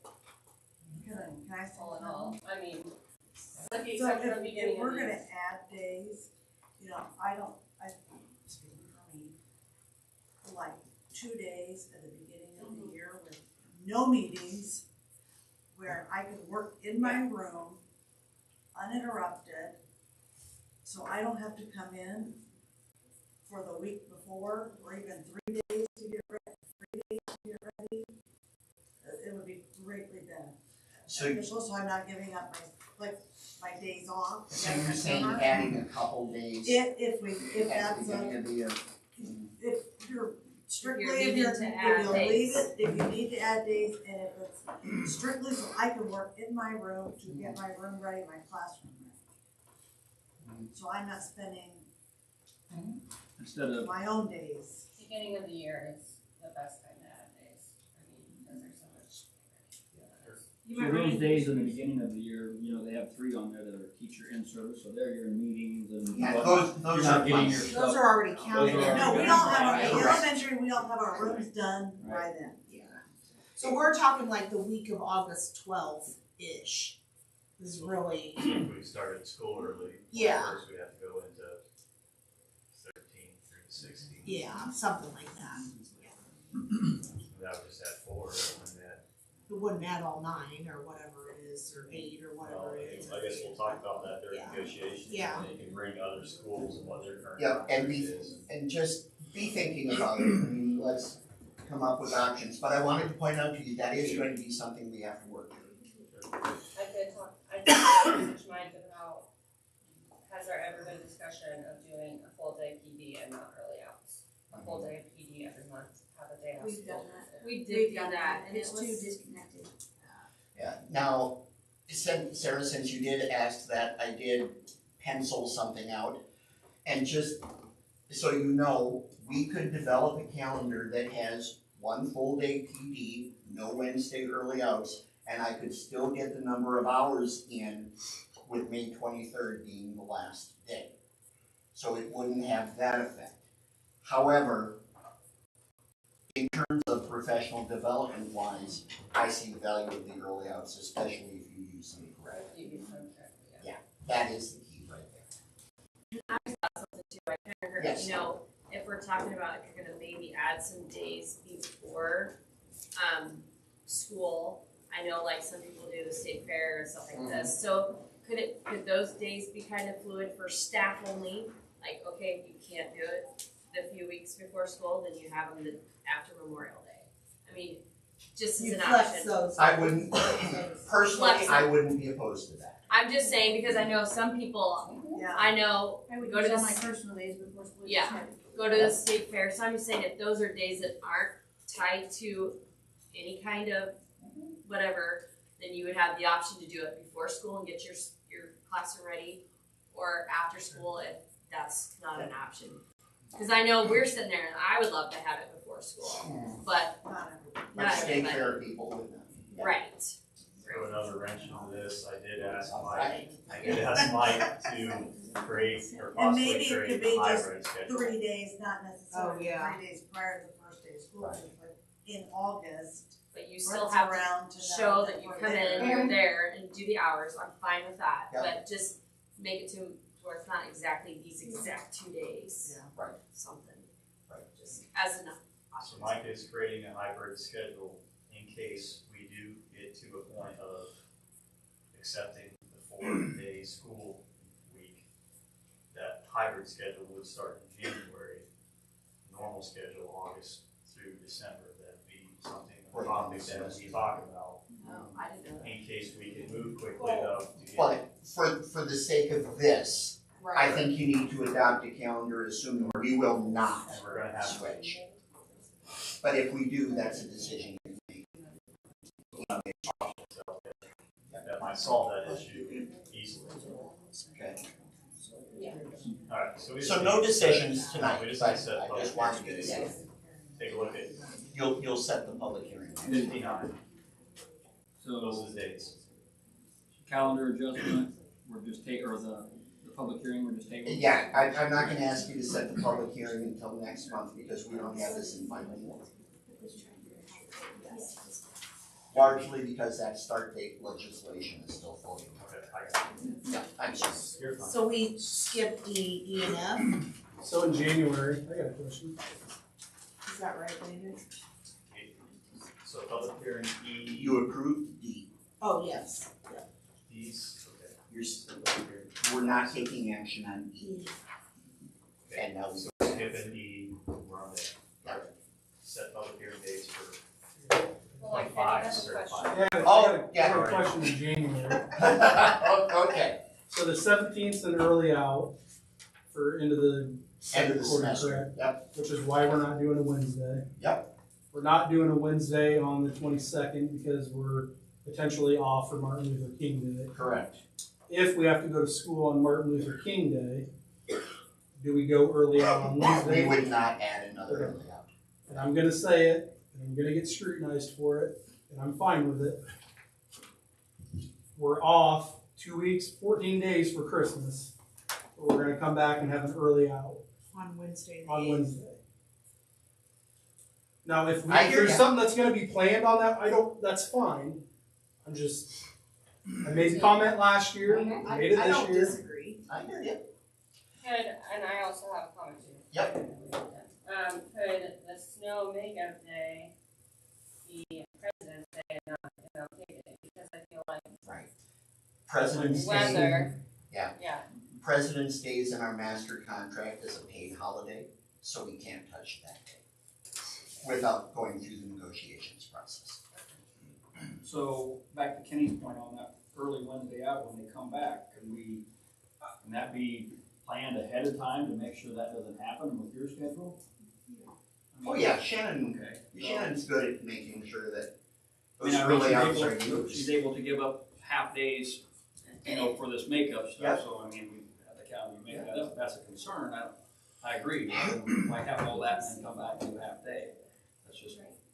And is there, let me say another thing. Has there ever been any consideration, I mean, like, you know, like with Shannon's kids over in Junction, they're out on Friday afternoons. So my thought process is and I'm fine with the early out, don't get me wrong, because they need those days. Does it make sense to switch that maybe to Friday afternoons? No? I think if they go to a regular calendar next year, they're going back to Wednesdays, from what I've heard. Okay. I don't know what. Because my thought process is, and I'm not in the room with the kids, so, is that, you get back to school on Monday, they're kind of getting back into the swing of it, everybody's getting the swing of it. Tuesday, you're going a little bit better. Wednesday, now we're early out, so it kind of disrupts it. Thursday, we're trying to get back into the swing of it for Friday. And then we Where go if you on did to- Friday afternoon, which But Friday in our contracts, we get to leave when the kids leave. okay, I think staff time would not be beneficial on a Friday afternoon. which is great that you're here to answer that for me. And I think when we were looking at, when we first went to early outs, I think we looked at different days, and a lot of it came down to we didn't want to overstack on AEA resources, because if everybody has the same day out, then you can't get people. I think there's a That lot of was a factor times that came Fridays, in. they're in meetings, is that right? Sarah? Fridays are, yeah. Fridays There's are a lot of meeting times day? where we couldn't Okay. get Kira or whoever to come on Fridays. I just had to ask. And we'll hope that PD can be provided by the AEA next year. 100%. We really. Knock on wood. Moving on. Just. Go ahead, Brandon, move on. Consideration set public hearing dates, certified budget. Alright, Eric, this is you. So the certified budget process has changed. We have to add in a second public hearing. We used to only have to do one. We got some different deadlines we have to meet. So what I need from you guys tonight is to look at your calendars and see if March 27th works for you, and our April meeting being moved back 1 week to April 17th. That'll allow me to get everything published within the time frame we have to, and still get it certified in time. But we kind of need to solidify those dates tonight. If those don't work for you, I need to know so we can pick some alternate ones to look at the calendar and make this all work. So What's the date of March? Did you say the March 27th? 27th. Do we want to move the next meeting to that date as well? Is that an option you're wanting us or is that too late for something, anything else we need to vote on? No, I don't know, Mike. Is there anything in March that? For the we'll have the calendar. Yeah, And that might be getting a little late. It won't be a long meeting by any means. It'll be probably scheduled for a half an hour. If you're lucky. I guess we don't know because this is a new process. The county was sending out some tax statements based on city, county, and school taxes for people to look at. Our contacts in Des Moines tell us to anticipate some people at our public hearings, but you never know what'll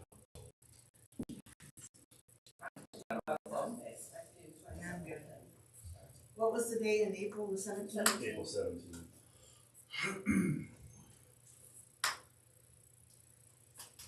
Yeah, if we do a special meeting, that's fine. I mean, we can consider during the day thing that we've done before as well, I guess, if you can't make it. Yep. Good. Okay, well, is everybody okay with that? That's what we'll plan for. So moved. Set March 27th and April 17th. Did we set times? I don't see any time. Both at 6 o'clock. 6 o'clock. So how this is, will have to work, especially on that April 17th meeting, the public hearing was set for 6 o'clock probably. Regular meeting was set for 6:30.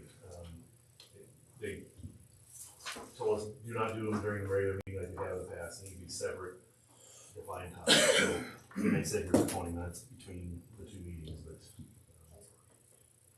that's the way we'll plan for public hearing at 6, regular meeting at 6:30. I'll second. Motion second, all in favor? Alright. All opposed? Consideration pay off bus loan. Okay, so we talked about buses earlier in the year, and because of the interest rate that's out there now, it's probably just more beneficial to, we had to loan it like 1.1% or something. When we started looking at this, we were probably looking at 7 to 8%. If we've got enough money in save, I would recommend we just pay that loan off and not have to refinance them. And then we'll look to replace an older bus in the next fiscal year. Initially, we would have replaced one sometime this spring with a brand new one and rolled that loan over, but due to the interest rates, I think we just pay it off and then pay cash for the next one as well.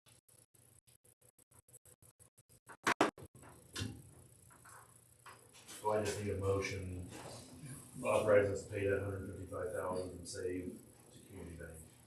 Make a motion to pay off the balance of $155,593.29 to Community Bank for the bus loan. Second. Motion is second, all in favor? Opposed?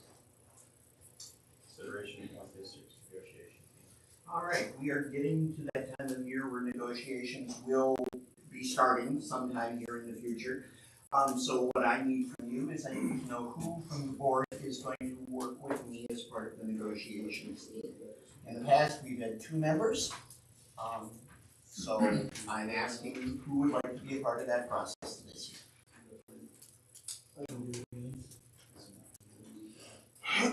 No difference to me. I did the last two, Okay. I did the last You guys few do what you years, want, so. but I'm not interested. I got other things going on. Okay. I don't mind being on building and grounds, but Yep. now I'd like to continue to be on that. I've been on the last 2, so if you and Kenny want to do it, that is up to you. It doesn't matter to me, I mean, but if you wanna do it, Brandon, I don't have a problem with it either, so. It might be okay to get some new back into this, And I don't even have to do it. It and I'll be doesn't matter. substitute if you guys get COVID. Wow. Let's do it. All right. Let's vote on it. So Kenny and Carrie are the names that got thrown out there. Okay. Move. Motion second, all in favor? Opposed? Discussion on broadcasting school board meeting. All right, Carrie asked that this be on the agenda, and so Carrie, I'm gonna turn it over to you, so you can talk about it. I just, as a new board member, I had asked, I've asked a couple other boards if they broadcast their meetings, they don't. I'm all about transparency, but I'm also old fashioned. If you wanna come to a board meeting, you can come to the board meeting, they're open to the public. I do know that these are broadcast in houses, and I think, you know, sometimes maybe some things that the board discusses may not necessarily need to be broadcast to your kids and everybody else. That's my personal opinion. When did we go to broadcasting during COVID? That's when we started. And so I just thought that, you know, there are things in here that we discuss that sometimes can get a little, we should be able to be vocal, how we wanna be vocal, and I'm afraid that that camera sometimes, doesn't allow that. But that's my opinion, so that's why I asked Mike to put it on the agenda. I think we have to be as transparent as possible, and I think there's, like, I will tell you, before I got on the school board, I was watching meetings at home because I had a newborn baby, and so I wasn't gonna bring him in here. And I don't feel like our room necessarily accommodates very many people, which is also a concern if we're going to cut back. It also makes me concerned, you know, we're about to make $200,000 in cuts, and then we're gonna stop recording. I feel like that does not make us look very good as a board, and that would be a concern. And I would have asked regardless. Yeah, I know, but, and I just think anything we say, anyone has the right to hear, because we are elected by everyone that might be listening, so, I just feel like it's important to continue that. And I talk to staff members at the schools I work at, and they're like, we wish our board would do it, because, like, they don't wanna stay and listen, or they don't wanna sit here in person, but can be at home and do that. I know a lot of people that do listen. My wife's included because she doesn't come in, so she likes to listen. But we've been down this road before, previous board members, before COVID and during COVID, and it was the same discussion. Some of them hated it, some of them were worried about liability, some of them worried about saying something that they shouldn't say. You know, they had legitimate points, but then others, like you, myself, at the same time, you know, I was like, well, you know, I'm not too concerned about that. You know, it's public, And we had right here, newspaper, yeah. all the time. If they, and I agree, if they wanna come to the meeting and know what's going on, don't catch me on the street and complain about something, you want to come to the meeting, because I'm not gonna listen to you, because I don't care. So I don't like that aspect of it, but I think we do inform some people that aren't normally able to come, you know, like you said, when you were pregnant, or you had your child, and other people that are just elderly, and they're just not gonna go out in the cold. So I personally don't have a problem with it. I understand Carrie's point, but the whole time that we've been doing this, knock on wood, we haven't had a problem that I know of. No one's had anything, I mean, to say, we've had a little scuttle maybe with some verbiage on people making some comments online during the meetings. That's caused some issue here or there, but it's been pretty minor. They do it on Facebook too. Right, exactly. I mean, the city also live streams every meeting too. I mean, that's another. I got one question, what, does it cost us anything to do this service? There was the camera required with COVID funds, and the software we use to stream is free. I don't care.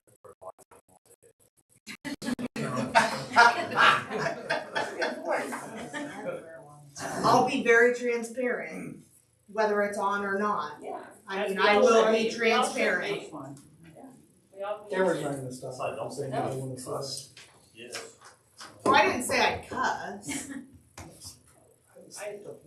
I think we all need to be as transparent and say what we are thinking. Because it lets the public see what we think. I would much rather see them come to the meeting if they want to actually discuss some things. I don't wanna discuss it, I don't wanna discuss it out in public. If you have something that you have a concern or discuss, come and let's discuss it. And the whole Don't be a forum, so keyboard we all warrior. Well, discuss and it. don't say, well, I watched the board meeting and, well, then I guess you need to come to the next board meeting. Cause you can watch it, but. But to be informed, I think it's a great way to keep people informed. I mean, and I know I've had times where I can't remember something that's gone on that it's like, and I'll go back and rewatch it and just find that section so I can rewatch it to see what that discussion was. Well, we've had, at the beginning of every meeting, we have community forum. So if people wanna come in here and they wanna be on, a part of that, they're free to ask questions at that time. And the whole time that I've been on here, I don't know if I've seen it, but maybe one time that we've had, and so that might have been during COVID, and we had a lot going on at that time, so maybe a little bit more than that. But other than that, I try to keep those kind of questions. If people wanna discuss something, that's fine, but if it's something, that we're discussing here, I'd much rather them come to the meeting. Absolutely. So that's how I look at it. I just won't discuss it. I'll say, well, see, we'll come to the meeting, or if you talk to Mike or talk to Brandon, whoever's present at the time, if it's a big concern. That's the best way to handle it. That way we all know about it. You can't just, if I just know about it, it doesn't do anybody else any good, or vice versa. If somebody's in your ear, it doesn't do the rest of us any good. There's a motion to be brought, or there's not. Or we move on. You have to make a motion? Just No, says he informed said- or action, so. Oh, this one's just. No, this one is listed as an action. Oh, it is. So, Still need a motion. Correct. Do or don't.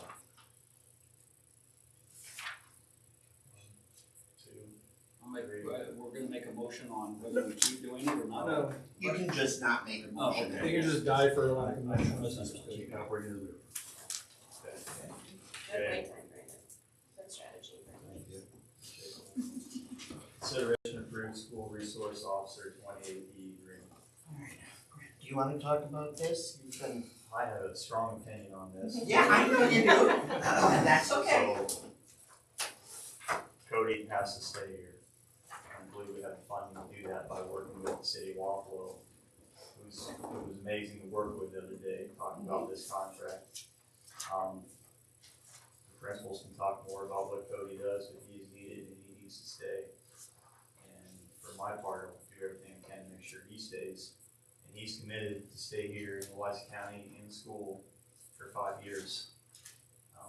You tried to get him for 10. I tried to get him to match the city's contract. You never know. So that's what this is. It's been reviewed by legal counsel and everything, and the city will vote on it tomorrow night. And I don't think anybody's gonna say no. I think it's all gonna pass, so it's on our board. This will be paid for through. Yes. I was just gonna ask this, since we feel what's in on it. It would be paid through, the at-risk funding that we give an allocation every year based on the application submit and the dollars we spend previous year, so. So then they fund that and then the city kicks in some, is that how it works, Brandon, or? So the city's paying for it entirely, the whole Okay. contract, and then we are paying the city for their services to have Cody here directly in school. Okay. And talking about operational sharing increasing, we can use funding there. And then the state has a very solid, bill, and I can't remember what it is offhand, the number. Yeah. We can look it up later, but, that's gonna provide hopefully funding to the school. For this. Just for this. Yep. Directly for this. Right And now, it's a pretty healthy chunk of right now, it change. sets up to 50,000 match. It may get lower, but gosh, 20 grand will save a lot of money. So I think that will pass, and that's the direction I'm being sending that it will pass. So I think there's quite a few avenues for revenue to fund this. But nothing much has changed other than Cody can possibly go into the city of Wapello, patrol the city of Wapello if he wishes to. I don't see that happening, but he must patrol the city of Wapello during school hours if he chooses to do so, other than a life-threatening event that he's allowed to leave for. Which is what's currently in place, Absolutely. and it's worked. It hasn't been a problem. Now, I did say in, the background information, we've identified a funding stream. It is our at-risk funding. Full transparency, some things have to happen that we are 99.9% sure are going to happen that will free up that funding stream. So my question to you is, are you comfortable approving something on 99.9% guarantee that the funding stream is going to be there? If you're not, then you would need to wait for our next meeting. Which we Did that adequate? yeah, Okay. we can wait till our next meeting, depending on when we Yeah, set up we- the date. We can. So it's an option. I make a sole motion to approve school resource officer 2080 agreement. I'll second it. Motion second, all in favor? Aye. Opposed? Thank you. Consideration authorize application of grant funding to the Washington County Riverboat Foundation grant. Yeah, we're working on a grant right now for funding. We're hoping to get some funding to help with renovating our light system at the baseball and softball field. It's a very expensive project. We're not gonna be able to do that without some sort of grant money.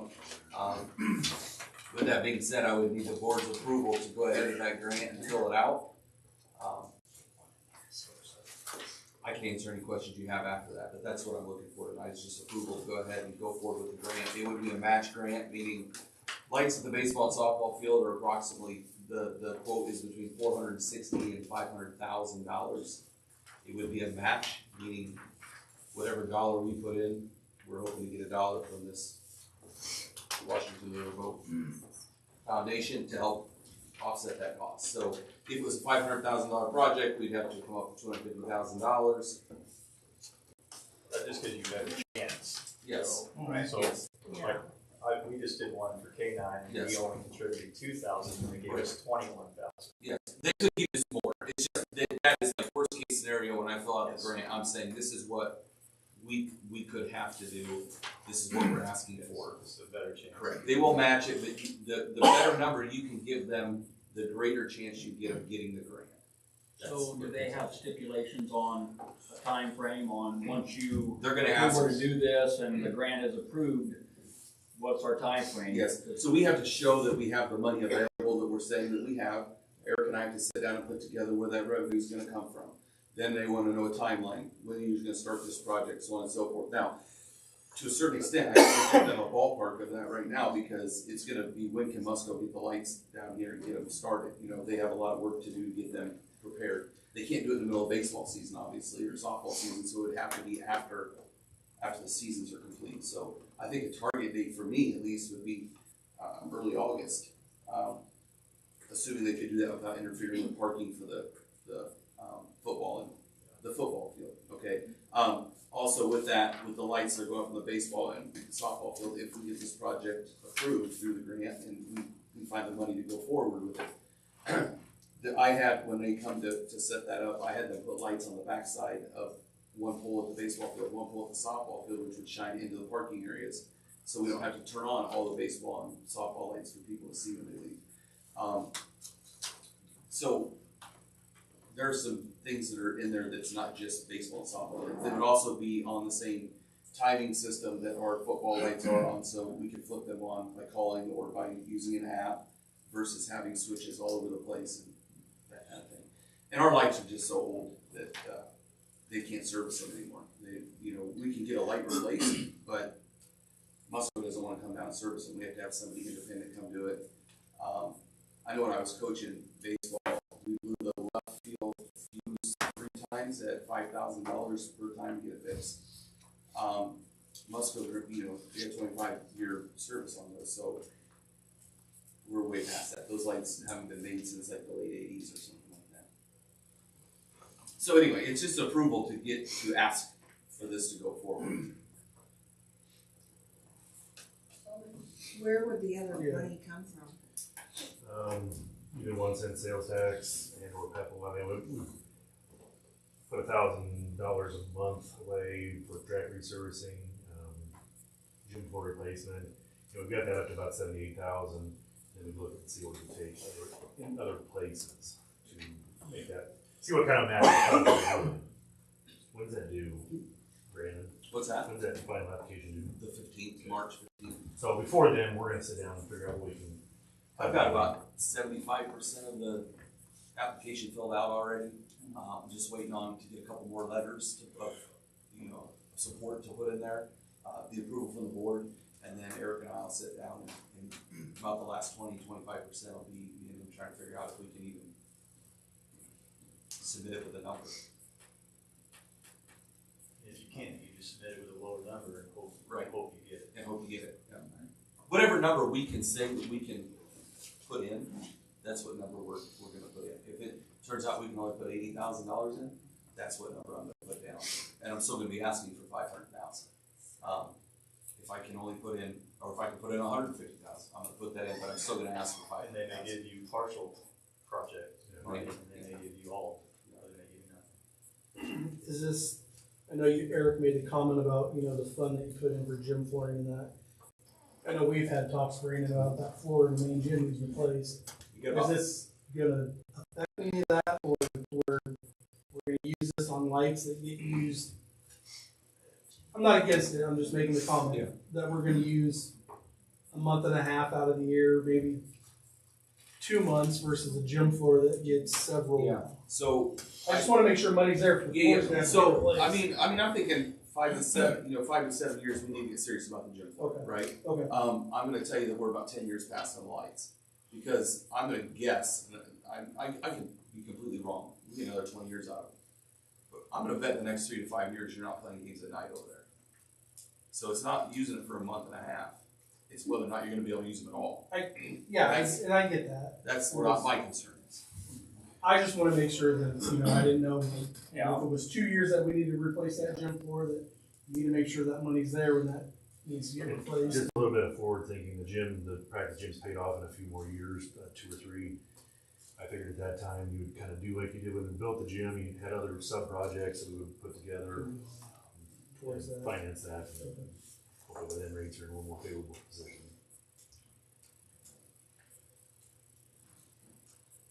So do we have to just authorize this, or does it say action or anything there? Do we have to vote on it? You're just asking for authorization to submit the application. Get a motion to. Motion, I got one, I got a motion. Second. Motion and second, all in favor? Opposed? Consideration of agreement and non-certified staffing. All right, Carrie made reference when we were hiring staff about some language discrepancies. And we do. We currently have some discrepancies in policy and contract language and language in our non-certified staff handbook. I sent Brett Nitzke from Ehlers and Cooney in Des Moines all of this and said, tell me what we need to get this in line and give me what your recommendation is. His guidance was that we need to change the language in our non-certified staff handbook, and that will bring it in line with everything else. So I printed off the relevant page from that handbook. Our handbook is online, so you can see the whole thing if you want. It's page 12 under dismissal. And his recommendation is that we change the language that says, the superintendent in consultation with the immediate supervisor or supervisors has the authority to recommend contract termination. In other words, that would bring that in line with policy and contract language that says a recommendation for termination would come to the board, but the board holds the ultimate decision. You approve contracts, you would terminate contracts. So according to Ehlers and Cooney, if you make this language change, all of your different pieces will now be in alignment. Does that,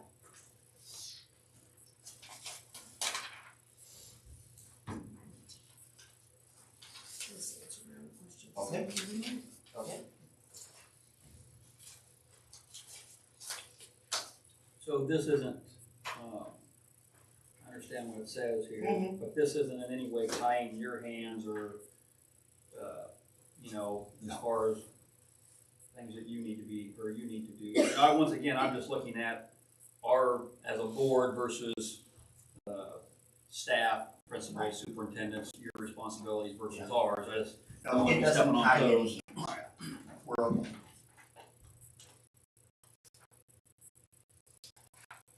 Seems pretty simple to me.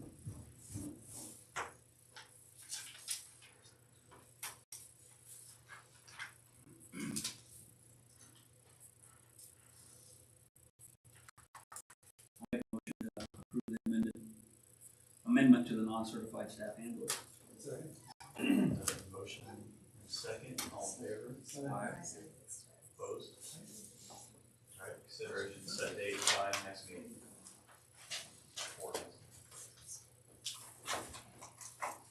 What do we have as? Got me on here. March 13th is the second Wednesday.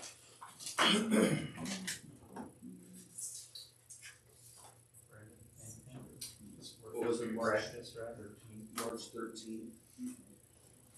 I have nothing. Practice all week, right? Practice.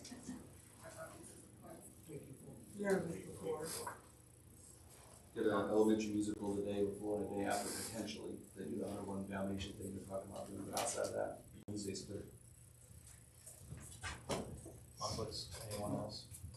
Eric? What was it again, March what? You're on 13th on spring break, is it? I'm fine with no doubt. 6. 6. 6. Sure. Okay. So moved.